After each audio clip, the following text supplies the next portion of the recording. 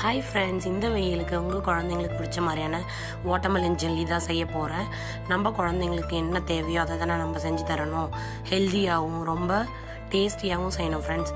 ஒரு அரை வாட்டர்மெலன் எடுத்து நல்ல ஜூஸ் எடுத்துக்கிறேன். சீடோடு தான் போட்டு அரைச்சேன். அதுக்கப்புறம் சீடு எடுத்துகிட்டு இதில் ஒரு 2 ஸ்பூன் சர்க்கரை ஆட் பண்ணி வச்சுக்கிட்டேன். இப்போது ஒரு டம்ளர் ஊற்றி அகரகர் ஒரு 1/2 hour ஊற வச்சுக்கலாம். சைனா கிராஸ், அகரகர், கடற்பாசி எப்படி வேணால் சொல்லுவாங்க. இப்போ இதை நம்ம நல்லா கொதிக்க வச்சு எடுத்துக்கலாம். கொதிச்சதுக்கப்புறம் நம்மளோட வாட்டர்மெலன் அரைச்சி வச்சுருந்த வாட்டர்மெலனில் இதை ஊற்றி நல்லா மிக்ஸ் பண்ணிக்கலாம்.